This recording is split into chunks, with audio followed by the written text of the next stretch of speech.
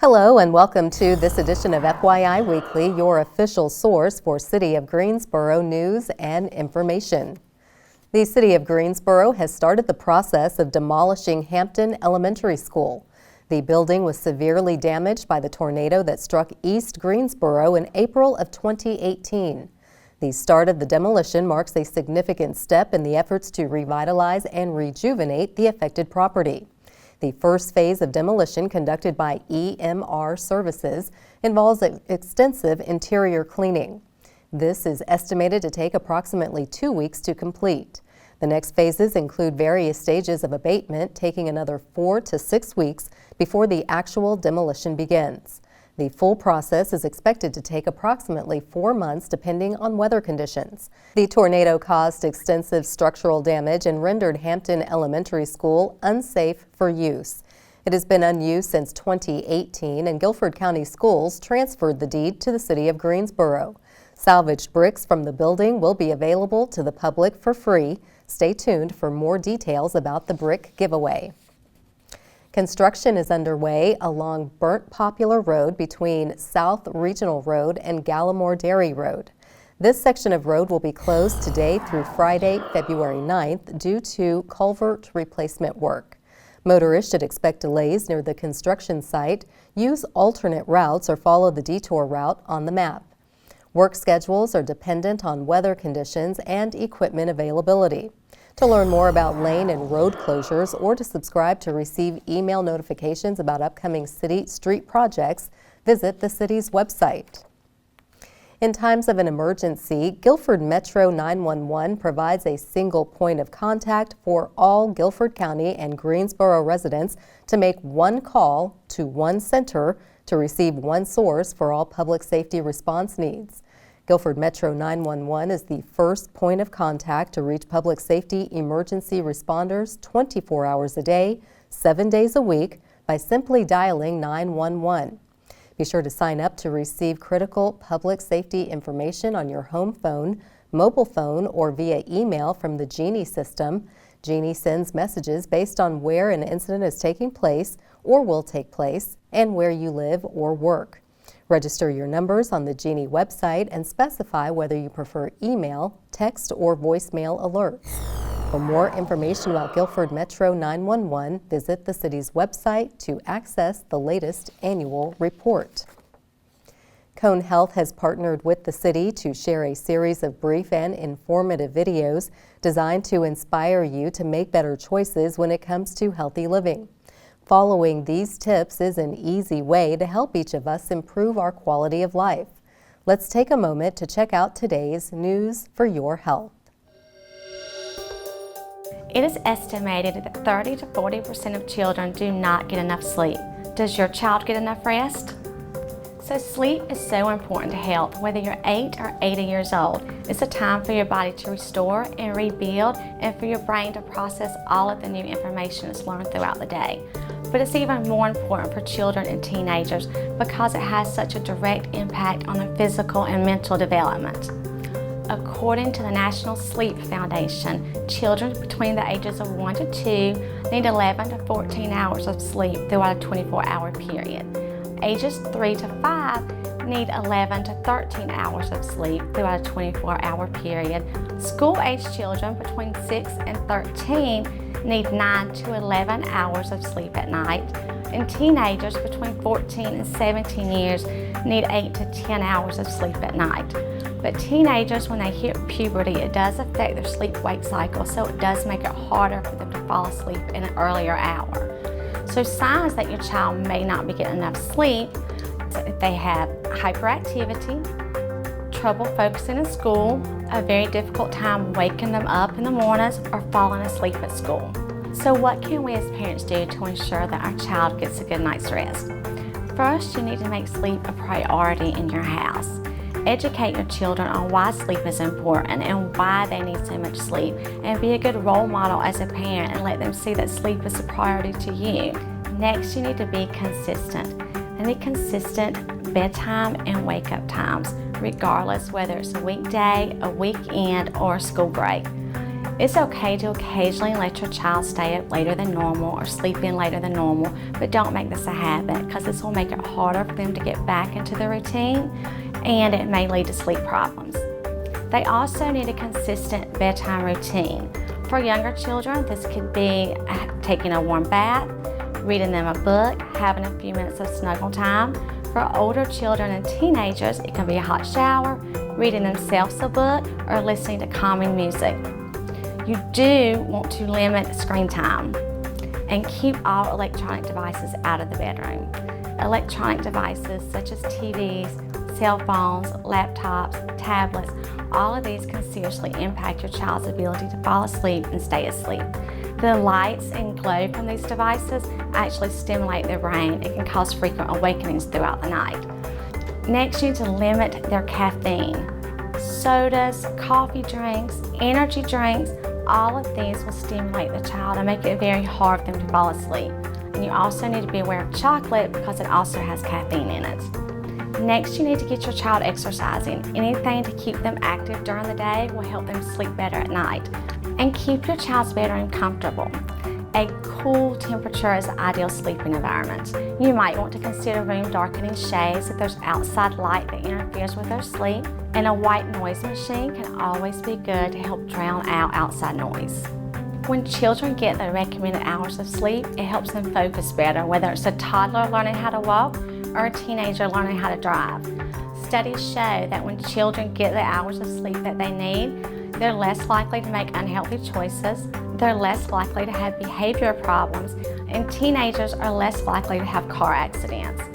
If you're still concerned about your child's sleep patterns, please consult your child's pediatrician or family physician. They may want to order a sleep study for your child at our sleep disorder center. Most sleep disorders can be easily diagnosed and treated. Thank you for joining me today. I hope you found these tips helpful. For more information, go to calmhealth.com/sleep. I'm Ginger Van Ness. The pilot program for a popular mode of transportation has been extended, and the Parks and Recreation team is offering a fun way to get fit this winter. We'll have those stories and more news coming up after the break. Stay with us.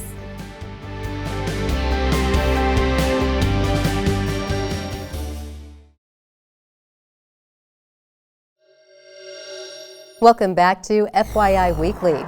If you've enjoyed hopping on and off the downtown hopper trolley, the city has decided to extend the free service through June 2024. Since the pilot program began in mid-July last year, more than 25,000 passengers have hopped aboard. Greensboro Transit Director Reginald Mason said, "We're thrilled to see people riding the trolley to explore new parts of downtown for dining or entertainment." The Hopper Trolley is available on Thursdays through Saturdays from 12 p.m. until midnight and on Sundays from 12 p.m. to 10 p.m. The trolley route is centered along the Elm Street corridor with an arrival frequency averaging between 5 to 7 minutes.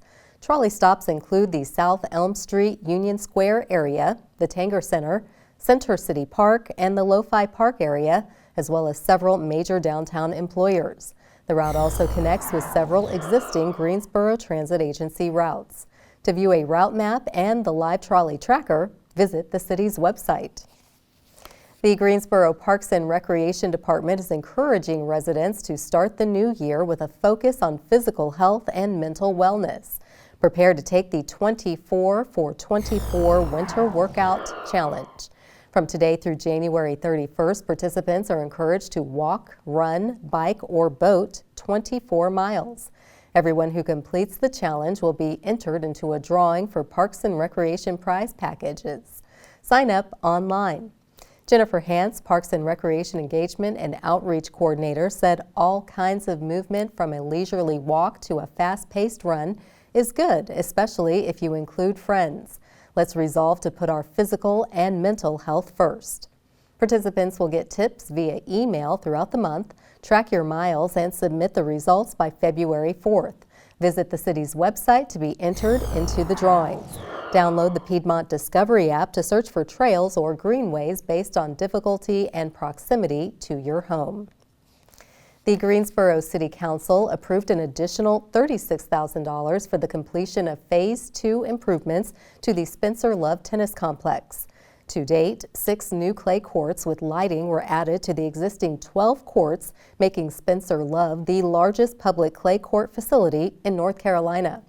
The facility recently received the National UTSA Outstanding Facility Award, which recognizes excellence in construction and renovation of tennis facilities.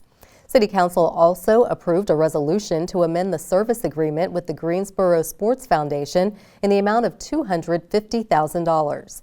In April 2022, the Greensboro Coliseum Complex and the Greensboro Sports Foundation entered into a 5-year agreement with an option to renew for 2 additional 1-year extensions. The foundation performs various services for the Coliseum mutually agreed upon in connection with events such as national, regional, or statewide youth sporting events and/or swimming and diving meets. Successfully lifting up diversity in the workforce requires more than leadership simply giving this lip service. Coming up after the break, we'll talk about the importance of diversity in municipal government and what it looks like in Greensboro. Stay with us.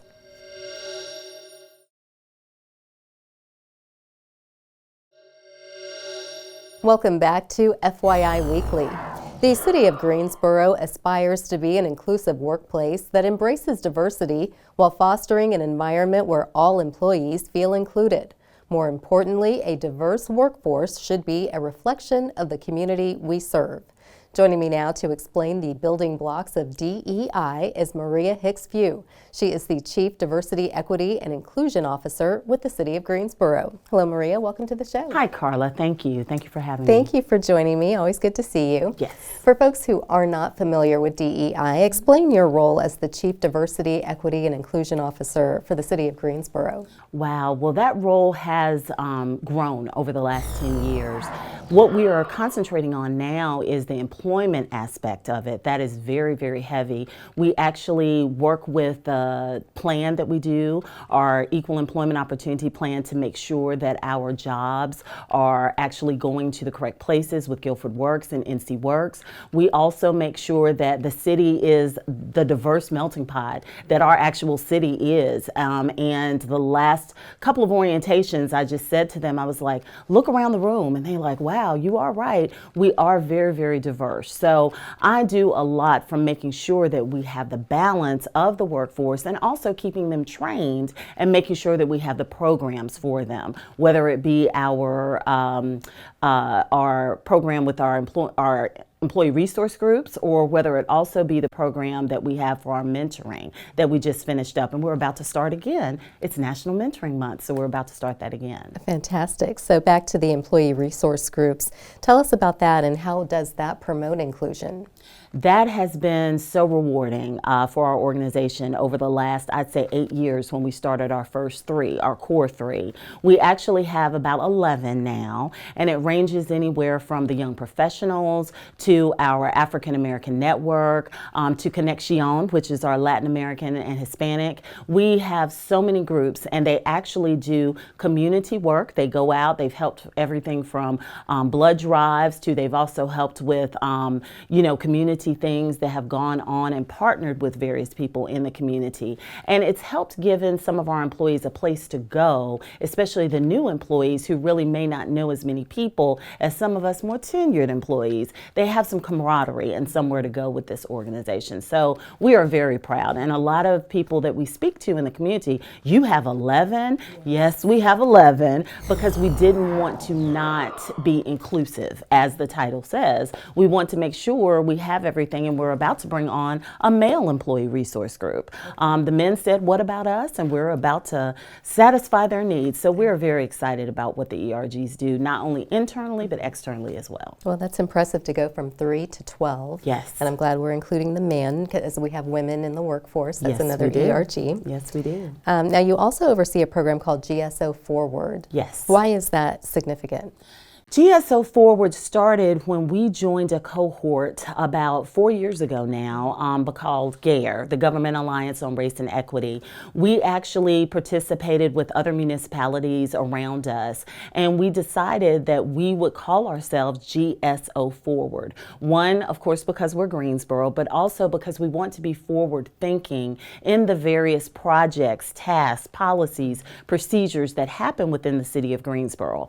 So annually, I work with the department directors and also some of the other teams to make sure that we have goals and we actually talk about those goals, whether it be, a good example of one was during COVID with the library. Should we be charging fines for library books when we were in the middle of COVID? They actually said, well, no. And that was one of the goals that we actually were able to accomplish. And we're very, very proud of things such as that, to make sure the equity is there and to make sure that we go back into the community. That's why I said it's a balance between the role that I do. It's community focused and it's also internally focused. Okay, and it's nice to know the library fines stayed off the table. Yes, they after did. COVID. I was so proud about that, yes. Well, great job with that. Before we go, tell us what innovative projects are you working on to create a sustainable DEI environment for the city of Greensboro as an organization? Absolutely. That is, that's my baby right now, our employee engagement work that we're doing. In going to several of the conferences that I go to, as far as SHRM, which is the Society for Human Resource Management, I've heard all last year, we have to make sure that we kind of change the look of diversity, equity, and inclusion, making sure that people understand the work that we're doing, but also making sure that we don't, everyone's bought in and we don't alienate anyone at all. So what we started doing is we actually did an engagement survey for the city of Greensboro, and I'm a goal-oriented person. That's that Six Sigma in me. We also have goals, and we have something that's listed where we're working with the departments to make sure that employees are engaged, to make sure that employees are recognized for what they do. I believe we're bringing back our employee recognition that we had, our service recognition. We haven't had that in years, and that was one of the outcomes of this. So we are very, very excited to do the work of engagement and also to partner with department directors such as yourself to make sure it just isn't a fly-by-night initiative. It's something we can carry forward. Fantastic. Well, Maria, thank you for stopping by to explain the importance of the work that you're doing, but also we want you to come back and give us updates on these engagement efforts. Absolutely, I would love to. Thank you, Carla. Thank you. Stay tuned for some interesting and useful information about Greensboro as we tell you something about the city. That's coming up after the break. Stay with us.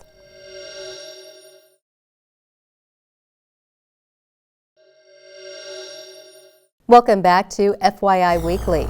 One way to stay informed about decisions that impact you and our city is by attending or tuning in to City Council meetings at 5:30 p.m. on the first and third Tuesday of the month. The fourth Tuesday is reserved for a meeting as needed. The City Council has resumed meeting in the Katie Dorset Council Chamber on Level 2 of the Melvin Municipal Office Building, located at 300 West Washington Street. The public is allowed in person, but only in a limited capacity. Those who choose not to be in the building can participate virtually. The Greensboro City Council meetings are broadcast right here on GTN. The meetings are also streamed live on the city's website and on Roku. To review the council meeting schedule and agendas, please visit the city's website. Here's an opportunity to learn a little something about the city. Owners and operators of short-term rental accommodations have until April 1st to comply with new city regulations on their short-term rentals. The city wants to give owners and operators more time to prepare while city staff activates an online zoning permit system. A December 2023 FAQs page is available on the city's website to help explain this new ordinance. Key topics of the FAQs include: what regulations must I follow as of April 1st? What will happen with my existing short-term rental when the new regulations go into effect? What happens if my short-term rental does not meet the new city regulations? All owners and operators of short-term rentals must obtain a zoning permit through the city's online zoning permit system as of April 1st, 2024. Those with documented proof of managing a short-term rental from January 1st to December 31st, 2023 will not be subject to the new regulations except for needing to obtain a zoning permit. New short-term rentals established in 2024 must comply with the new regulations. For updates about the city's online zoning permit system, visit the city's website. Coming up after the break, we'll showcase our department spotlight. But first, prepare to mark your calendars for all the places to go and things to do on the town.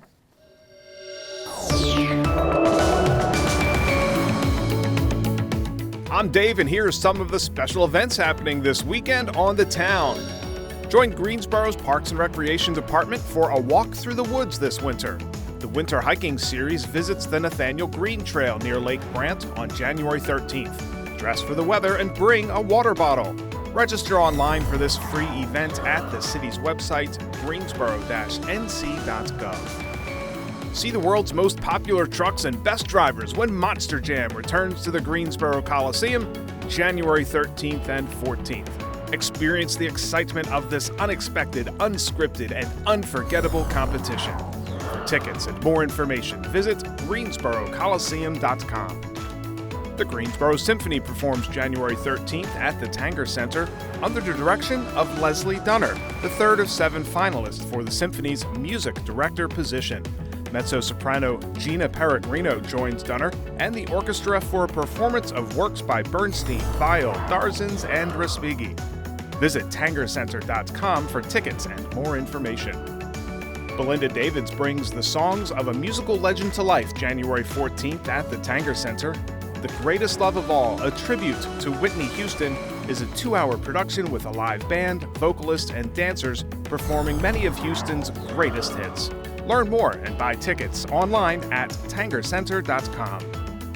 The city's 38th annual breakfast in honor of the Reverend Dr. Martin Luther King Jr. is Monday, January 15th at the Corey Convention Center. This year's program features keynote speaker Ken Morris of Frederick Douglass Family Initiatives.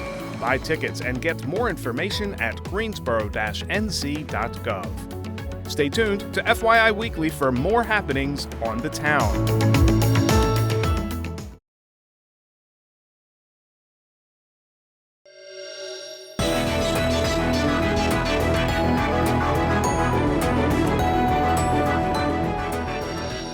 Welcome back. The City of Greensboro has more than 20 departments and several divisions committed to serving you, our residents and visitors. Let's go behind the scenes in our department spotlight. The Greensboro Water Resources Department is temporarily switching from chloramines, which is the standard disinfectant in drinking water, to free chlorination. The switch will be in effect until mid-April. This procedure is used to maintain and optimize the water quality in the city's drinking water distribution system. During this time, some residents may notice a slight difference in the taste or smell of the water. This is a temporary situation and normal as part of the transition, which does not adversely impact the water quality. Both chlorinated and chloraminated water are safe for drinking, cooking, and other general uses. Specialized industries such as medical facilities offering kidney dialysis, fish tank and pond owners, and some businesses that use water in their production process should take precautions such as filtration and treatment system adjustments. This procedure is similar to the routine maintenance performed with other water utilities in the county, including the Piedmont Triad Regional Water Authority. For more information, visit the city's website or call the Environmental Protection Agency Safe Drinking Water Hotline at 1-800-426-4791. Coming up after the break is our Way to Go GSO shout out. Stay with us.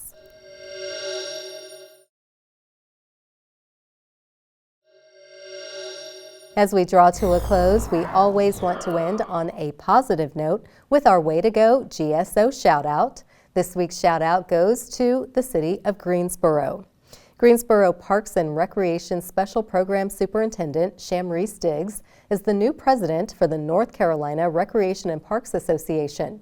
The statewide organization for parks and recreation professionals has more than 5,200 members. Shamreese joined the City of Greensboro in 2017, supervising recreation centers, planning special events, creating unique programs, and supporting marketing efforts. She oversees the department's special programs section, which includes the active adult centers, adaptive and inclusive recreation, aquatics, and the Greensboro Youth Council. Diggs will serve as president for 3 years. Way to go, Shamreese. That concludes this edition of FYI Weekly, but you can easily stay connected to the latest city news by linking to us on Facebook, Twitter, YouTube, and Instagram. Alexa users can subscribe to our 5-minute flash briefings, which airs on 90.1 FM, 100.7 FM, and 90.5 FM. Be sure to download both weekly podcasts, Talk City Greensboro and Connect GSO, plus GTN is streaming on Roku. For all of us here at the City of Greensboro, thanks for watching, and we'll see you next time.